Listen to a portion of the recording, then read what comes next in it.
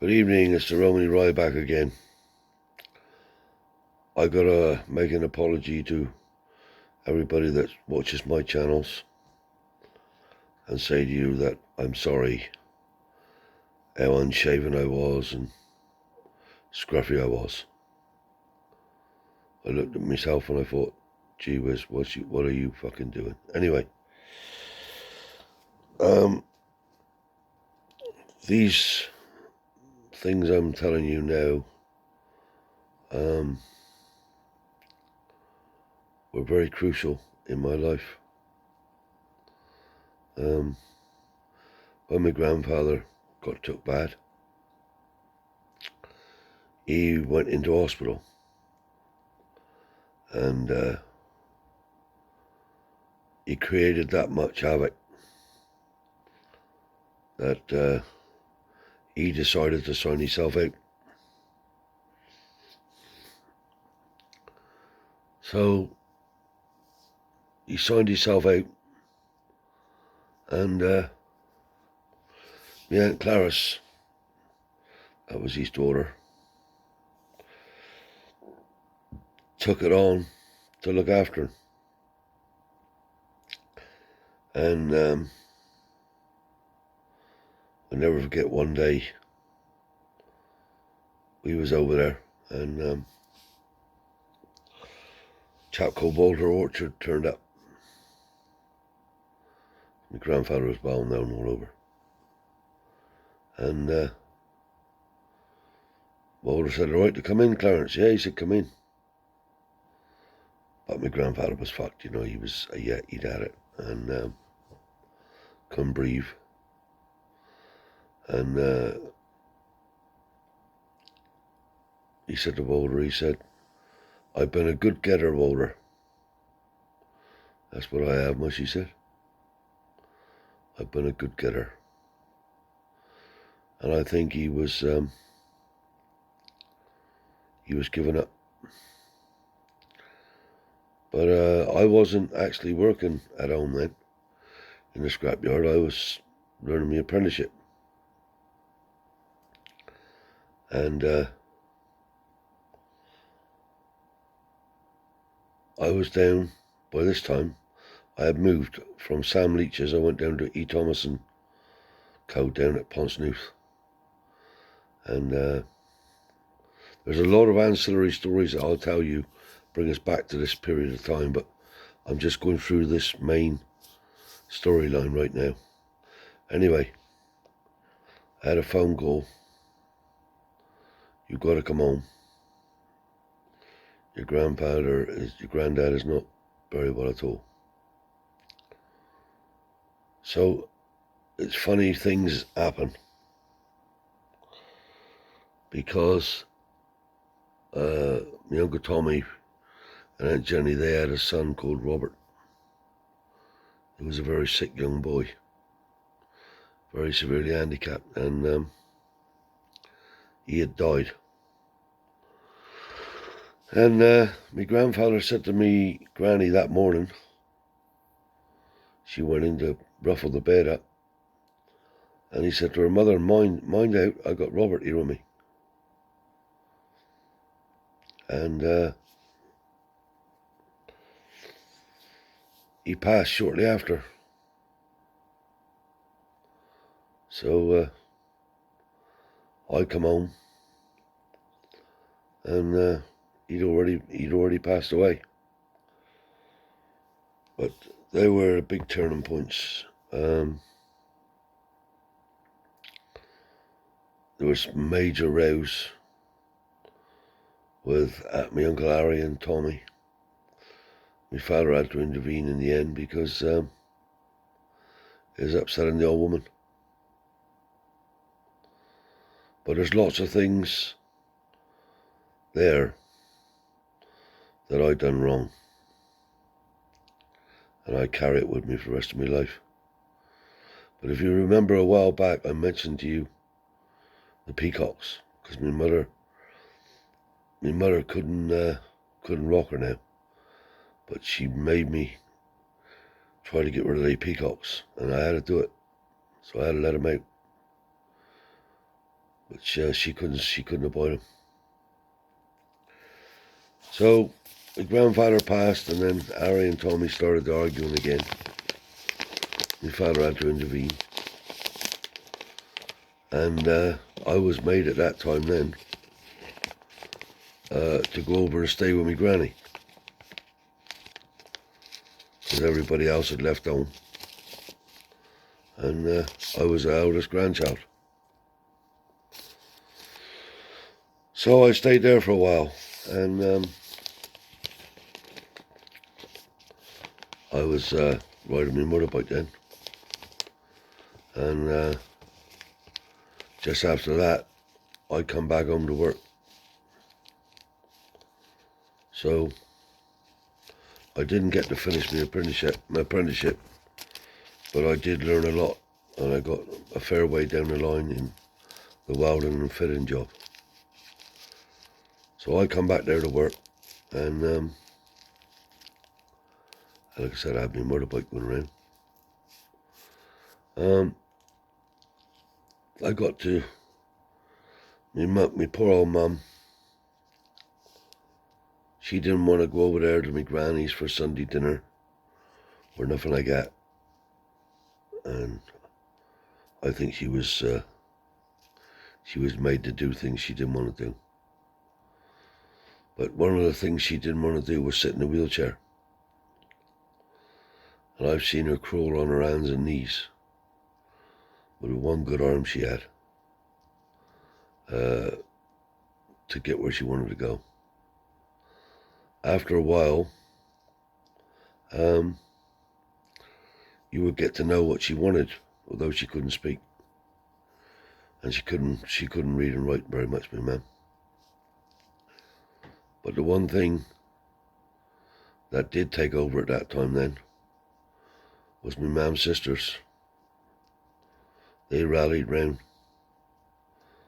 but in particular my Aunt Janet and Uncle Tommy Matthews was there every single day to look after my mother. And I'll never forget him for that. Whatever my mother wanted, they knew. But my mother, she still, this is another point, my mother was so hell-bent on me settling down and getting married that she used to go to all the fairs and the shops she liked to go in, and she bought all the stuff that I needed to start me married life off. Tea towels, cups, saucers, plates, and put it all up in the loft. So she kept on like that, and she was going downhill, there's no question about it. But she did fight, and things just went on like that then, for a while. I was courting then, and going out. I am ashamed to say this, but it's the truth. I don't feel that I paid my poor old mum enough attention. Don't ask me why or what it was, but no, I didn't. And I didn't have enough to say.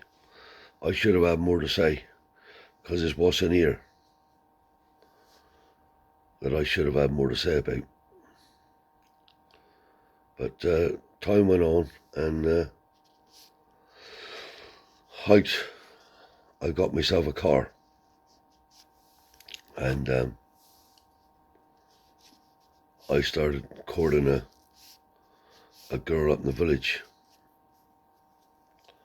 called Geraldine Lee. Now, she was Jenny Wares, that's Tommy's wife's cousin, and I started dating this girl, courting her. Now, my mother would only let certain people touch her. who I eventually married this girl, but we weren't married at this time. My mother thought that much of her, and this girl was courageous when you think about it, and I'll never forget her for it. I love her for what she'd done. She could wash my mother from head to toe, private parts everywhere, and my mother would let her do it. There ain't many young gals around that would do that, I can tell you. But she did, and I'll never forget her for that. So time was going on again, and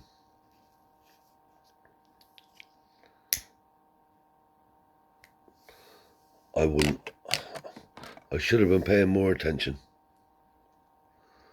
but I was worried about it all, really. It was always going through my head what was going to happen and what was happening. But the one thing that was crucial in this job, in this particular episode, like I said, was the courage of my then girlfriend. Because when we did spend time with my mum, once I was courting with Jed, I did spend more time with my mum. We both did. My father spent some time over with his mother, because obviously she'd just lost her husband. And it was frightening, because we could be in the room, sitting down with my poor old man, all there watching television, or whatever he was doing, chatting, because the strokes never stopped. Then my mother would have a mini stroke and lie in the chair with her head one side and dear of her dribbling and all the rest of it, and fucking crying, and oh. But I'll tell you the truth. I'm a man, I'm a strong man, but I was trashed in my life. Because you never knew. Now all my mum's sisters was around then, Aunt Nellie. Oh, they all come, and they all done their little bits. But when they all went, and you was there on your own, it was trashing.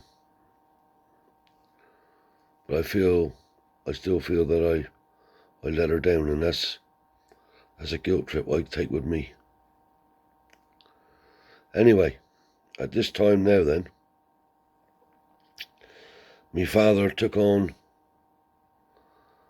a bloke that worked 2 or 3 days a week. Now this is relevant because later on there's another story to it. Now this man was called Donald Tangy. And Tangy brothers, they was fly gorgies who had a bit of a scrapyard of their own, but Donald was a good steel cutter and would go off and do work for other people as well as do his own work.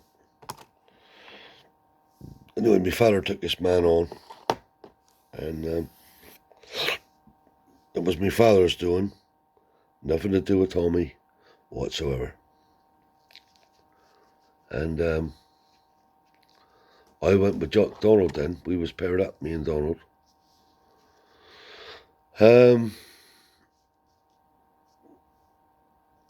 Because I could drive. Donald could drive, but he didn't have a license. And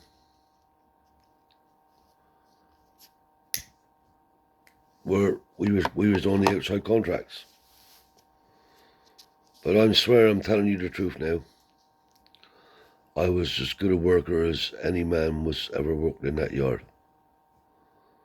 But it was never enough for Tommy Ware. Never enough.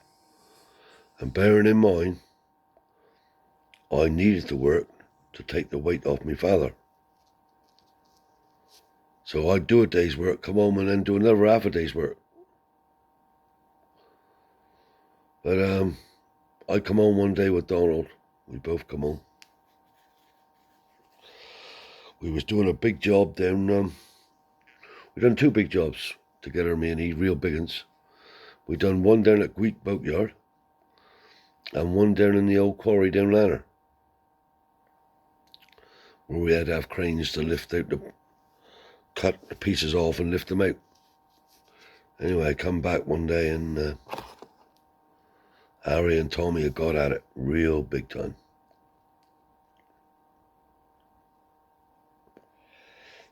So my father said to me, "You're going to have to stay in the night and I got to go up and see Uncle Tommy." That's fair enough. So I went up and he told him straight that Harry had to stay. And although he didn't like it, that's the way it had to be. Now, the next thing that happened was unbeknown to me. I was told by a certain member of the family that there was a meeting that was had between Tommy, my father, and another uncle of mine, just to put the record straight about what was happening in the business. Now, they talked about percentages within the business. So Jenny Ware looked up and said, "Well, the percentages are easy. Brian, you got 50% and Tommy got 50%. Yes, he said, "That's right." She said, "Well, the boys, it'll be a three-way split because Tommy had 2 boys and it was just me." My father said, No, Jenny. Your 50% means that your 2 boys got 25% and my son got 50%. Because you got 2 boys, that don't penalise me." So that was what was said. And the person that was there with him, when I asked him about it again later on, said he couldn't remember. But he was the one that told me it. And if you see this YouTube video, you'll know what I'm saying is the truth. My Bible's over there on the table, and hand on my heart, as God is my witness. That's what I was told. So there was argy-bargy going on all the time. Although I was going off with Donald Tangy doing the outside work. And my father took on Donald Tangy, which lessened Tommy Ware's load, and there was Harry. So it wasn't a case of anybody doing any more work than anybody other than me, because I was trying to make up for the shortfall that my father didn't do. Bearing in mind he had to look after my mother. But on the other hand, my mother's sisters was there. But my mother never spoke a proper word for all the years after. And as I said, it was frightening. So time went on, and I was courting strong with this Geraldine Jed. And it's a bit like years ago, this was just history repeating itself. Years ago, certain members of the family, the Ware family, didn't want my father to marry my mother. Well, sure enough, the same thing happened to me. And this is another thing that I'm angry about. My father said to me, and this is all because of Jed's mother, but don't forget, Jed's mother was Jenny Ware's auntie. They were related. So Jenny Ware was good enough to come into the family, but they didn't like the idea of me hitching up with Jed because not my mother. My father was persuaded by somebody else. So anyway, they wanted me to finish with her.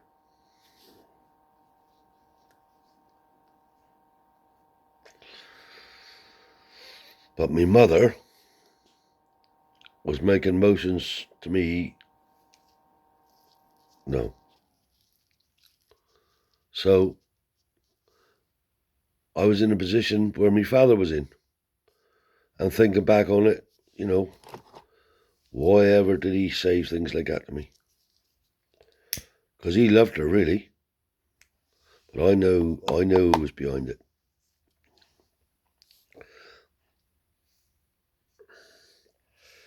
Anyway, my poor old man was getting worse and worse and worse.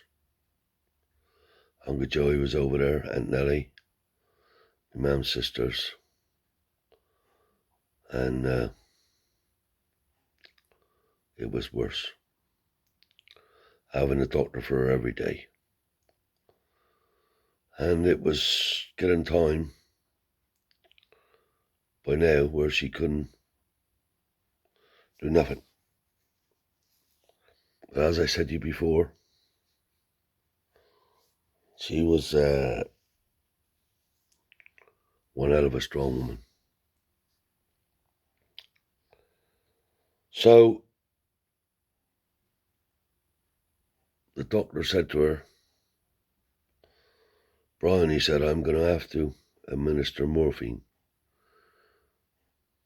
to Harriet, he said, because I want to kill the pain so that she can gently pass and not suffer.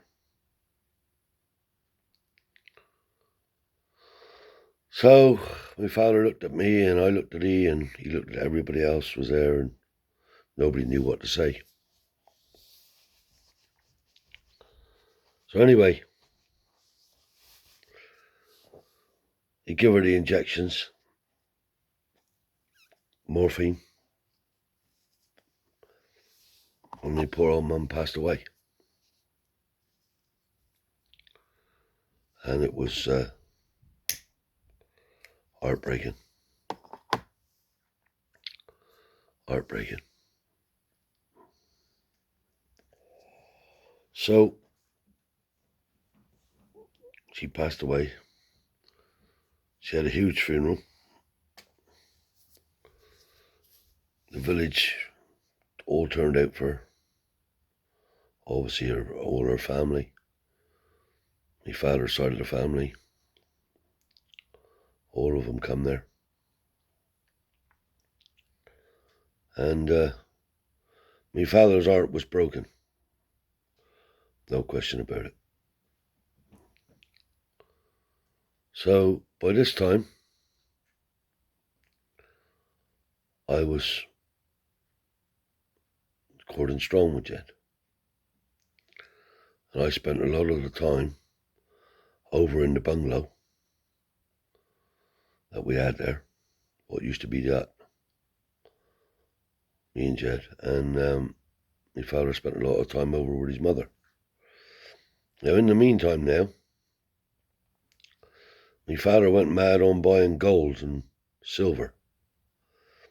And he had a hell of a collection of gold pocket watches. I mean 2 or 3 briefcases full. Pocket watches about that size. Imagine how many was in each briefcase. He bought diamond rings, silver candelabras, all from a local jeweler up, Jew boy up in the village. He had a brave collection. Anyway, time went on, and like I said, I spent most of the time in the bungalow, but then I come over there sometimes to sleep with my granny and where my father was. So my father was then going to go through the lodge. So Uncle Tony was obviously a lodge member, so he put my father through. This was on a Friday night. Now, when my mum passed, my father went to my mother's family. He was with Uncle Sammy, Aunt Margaret, Uncle Joey. He spent hours with him, with my mum's side of the family. So, this was, my mum died in July, and my father went out, I think it's the 8th of September 1979, Friday night. I'm in the bed. My father's brother comes in and says, "Your father's dead."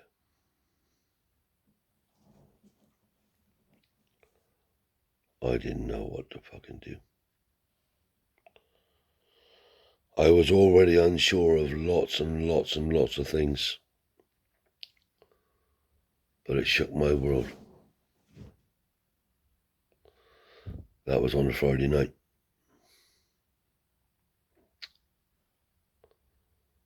So, didn't know what to do. Got hold of Jed and everybody was devastated. So here's the real crunch, people. That happened on the Friday. I went over to see Uncle Sammy, because Uncle Sammy spent the most time with me father when my mother died. I pulled in, I can see Aunt Margaret now. She was ironing some clothes. She said, "Dear, oh dear, what are you going to do?" She said. "I don't know, Aunt Mark." She said, "Well, my darling," she said, "at least your father have left you, and your mum have left you a wealthy young man. You'll be able to go forward in some way." I said, "I don't know about that, Aunt Margaret." She said, "Well, we've had your dad here and he's been telling us what he's done and what he haven't done and what it is and what it isn't. So there's other stories that I can bring into this, but I'm giving you the main story." So I come home on the Monday morning, bearing in mind, my father has only now died. On the Monday morning, they must have been talking about me. Tommy Ware comes down in the yard. I'm not saying he wouldn't upset, don't saying that. But he wouldn't upset this much not to tell me this. And I'll never forget the words as long as I live. And I'll never leave it rest.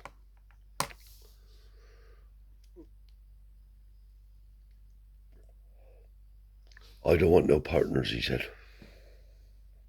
"I don't want no more partners," is what he said. "And the business is in my name." And that's what he said. Now, what am I supposed to say to that? I was 18, I grew up there, I lived there, I was always part of it. What am I supposed to say to that? "I don't want no more partners," he said. So I kicked off. I said, "Well, it's my father's business as well as yours. So my grandmother now, I'm not going to speak no ill of no dead people, because it makes no difference now. It's done. But the truth has to be told. My grandmother now turned around and said to me, "Well, your mother didn't want to live here anyway." That's because I was kicking off, see? So I just said, "Fuck you," and walked out. And I'll give you the next installment tomorrow. But that was said to me 2 days after my father died. Now, just as a matter of interest, I tried to load up photographs of who the people I'm talking about here, and it says that I can only load them up on the community. So if you want to see the photographs, when you go onto the YouTube page, you'll see community. Click on that and you'll see the photographs. But that's where I'm at now. And that's the whole crunch. And the crutch of the matter is, that's what was said to me from his brother and his mother. But it even gets more worse than that. I can promise you that. It wasn't no more than 2 days. So it's now bye-bye from the Romany Rye, and I'll catch you next time.